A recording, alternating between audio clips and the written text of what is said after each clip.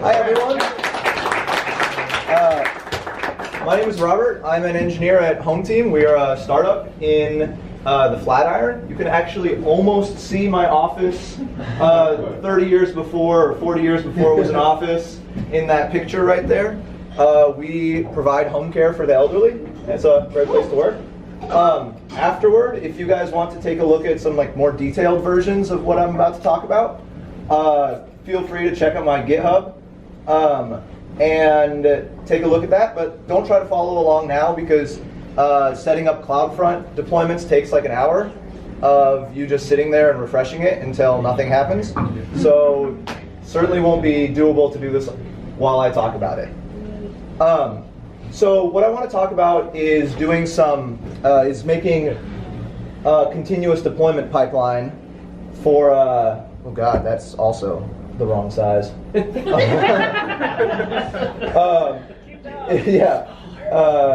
Is making a nice continuous deployment pipeline for, let's see, hello from Queens, good enough.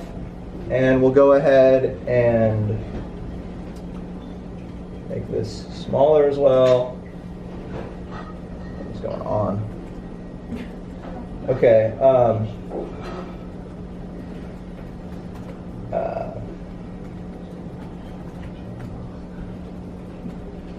Cool. So that is just proof that it's going to work eventually. We don't really need to worry about that until afterward.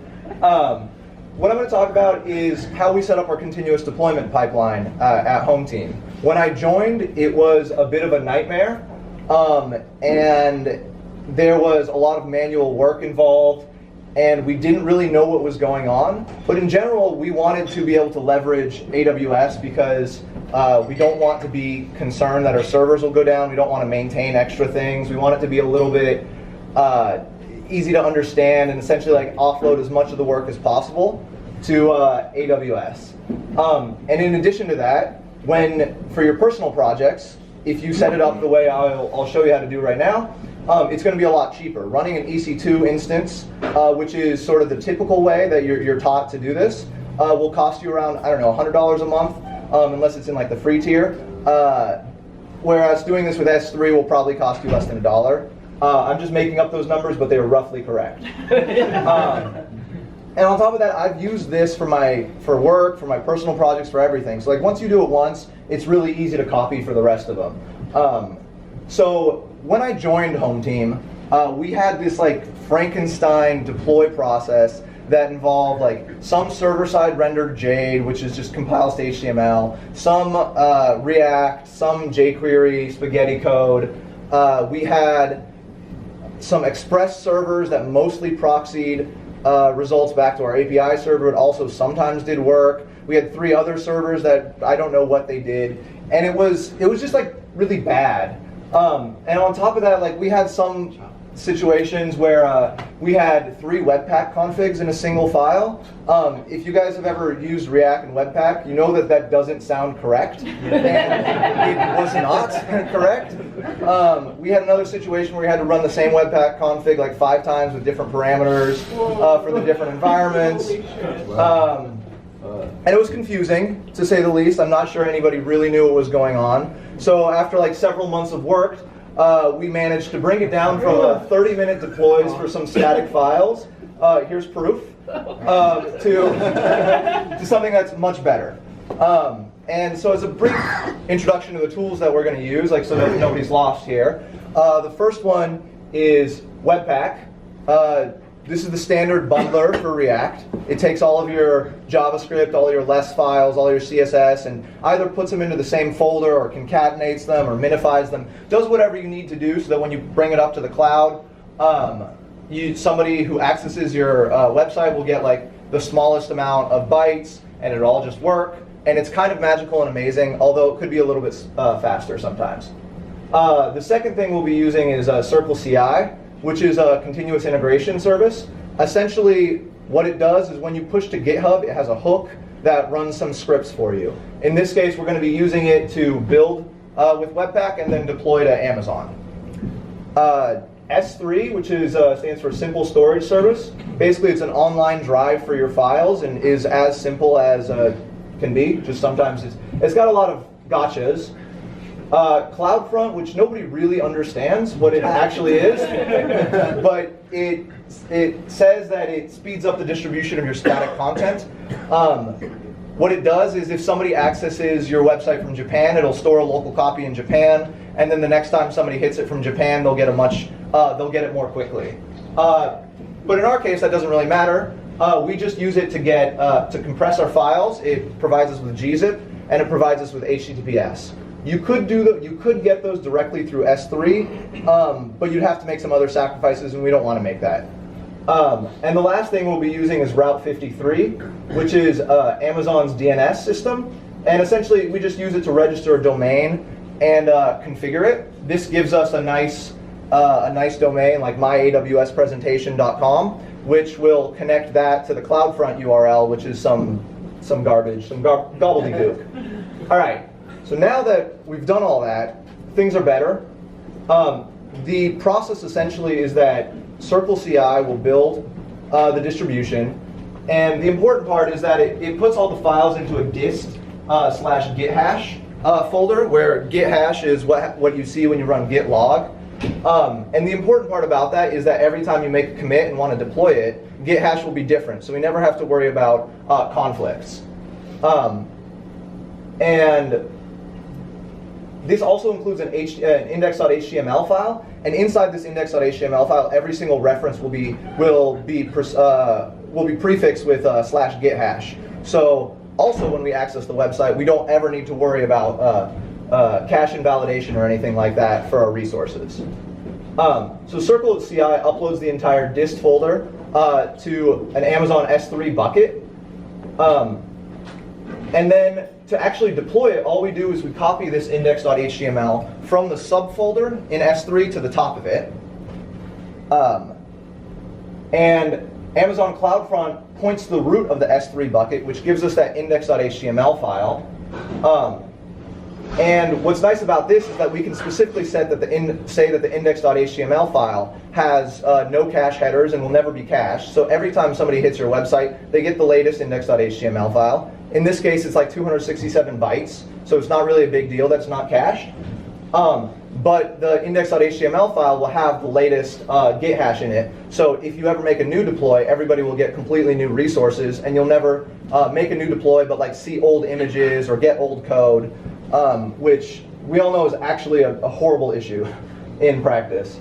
And then Route53 gives us that nice URL to Cloud, which connects it to the CloudFront's ugly URL.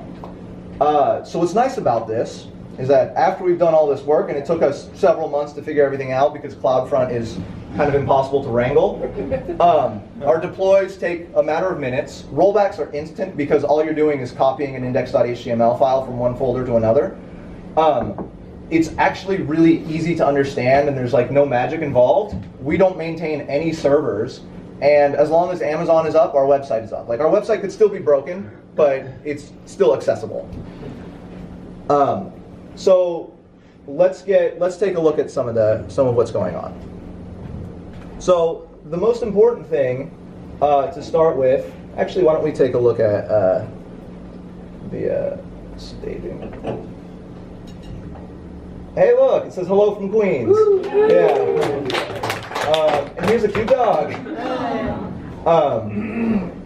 Sort of the only important part about this is that images work, and this background is slightly pink, so the CSS works. So our Webpack configuration is completely standard. Afterward, I'd recommend you take a look at it on your own time, because there's a lot of gotchas. Namely, sometimes locally you don't want a leading slash, and in production you want a leading slash. Don't worry about reading this. It's not worth reading. But when we run the build, it creates a folder, dist, and when we look in dist, it's got all of our resources there.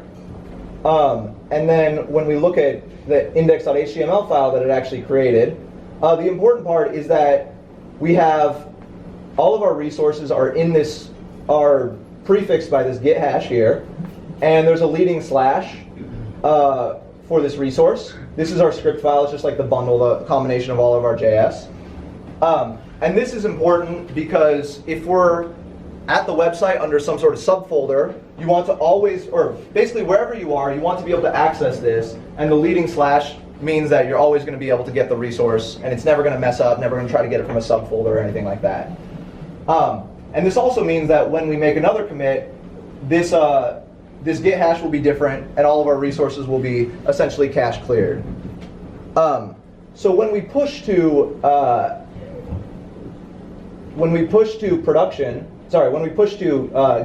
CircleCI, it runs 3 commands.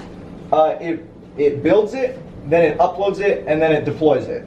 So these are actually this simple. When we go to build, all it's doing is running npm run build, which is the exact same thing I did locally, which creates that dist folder. When we do, after that, we run upload.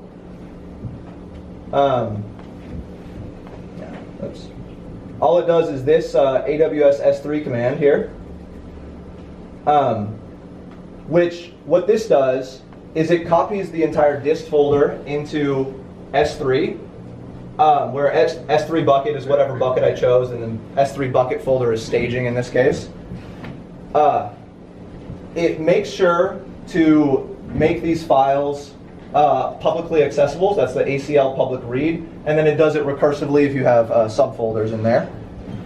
And later on, when we're actually doing the deploy, all that we do is copy the index file from within that git hash folder to the top of that folder.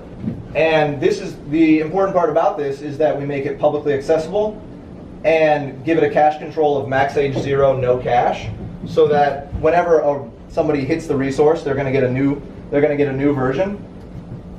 And all the rest of the stuff in this deploy, in these deploy scripts, are just like making sure that you don't pass the wrong parameters.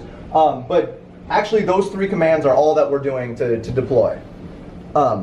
So in addition to that, there's some one-time setup that we have to do. So in our, oh geez, definitely thought this was going to be at a different resolution. So when we go to our S3 bucket, so we have 2 ones here, sandbox staging. Normally we'd have like a production folder or like a demo folder or what have you. You need to give it you need to enable static website hosting. This lets S3 know that when somebody accesses this URL, they can access it through this endpoint, and it'll just serve the file. We don't use this index document, but it's required in this case. What's nice about S3 is that for more complicated versions, like let's say if you have a server-side rendered site, you can use some redirection rules to like provide a little bit more complicated behavior. But we don't need this for this case. We just have a single page application which has 1 file, and we don't really need to worry about anything else. And you also need to, I believe, add a bucket policy, which allows, oh no, we don't need this actually in this case. That is only for different cases. So do you. The next thing you need to do is set up a Cloudfront distribution, which is really, really difficult because it takes about a half an hour for anything to propagate and to update and for you to test anything. And on top of that, it's going to give you really inscrutable errors. It's going to tell you basically nothing about what's wrong. But the important part is that when you create a Cloudfront distribution, you want to give it an origin, which means like where it comes, where it gets the data, that points to your S3 URL, and you want to give it a path of the environment that you're referring to, and you want to give it an index.html file, or you want to tell it that when you just hit a folder, you want to by default grab index.html, and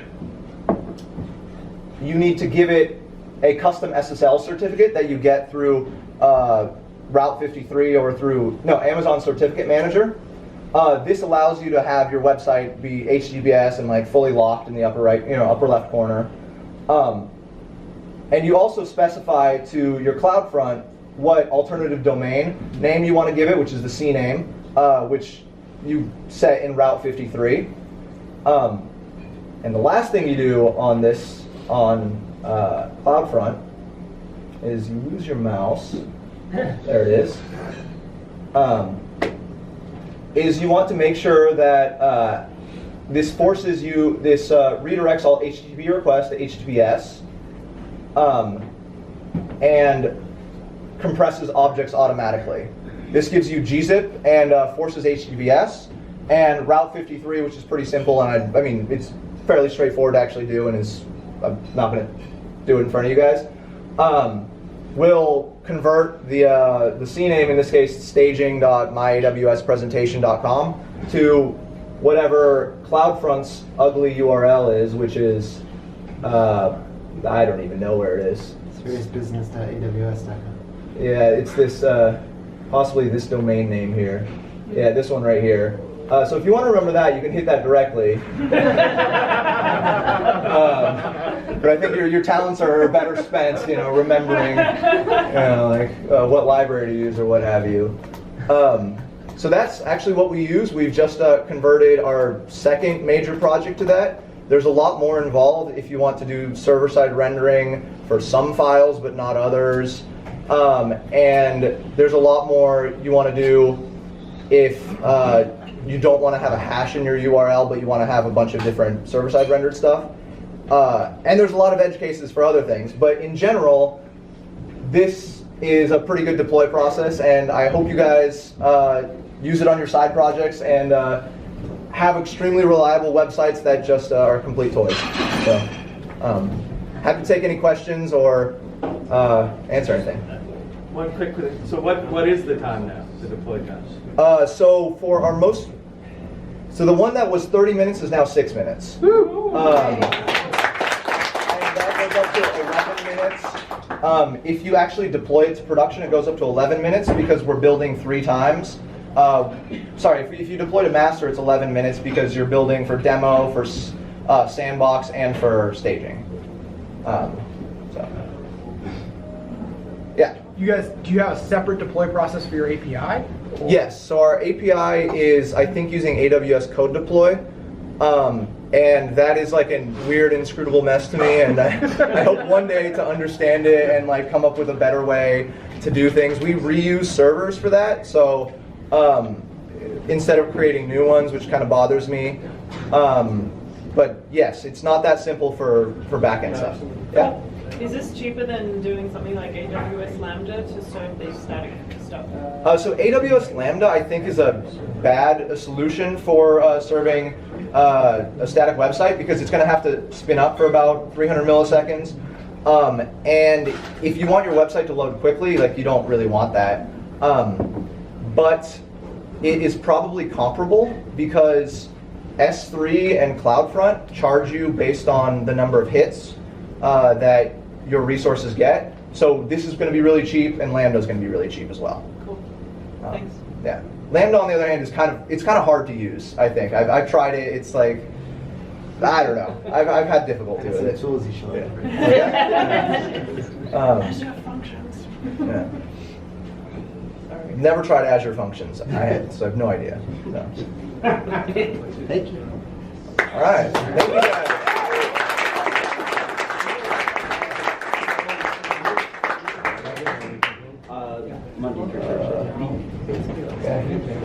Thank you, Robert. No problem. That's right.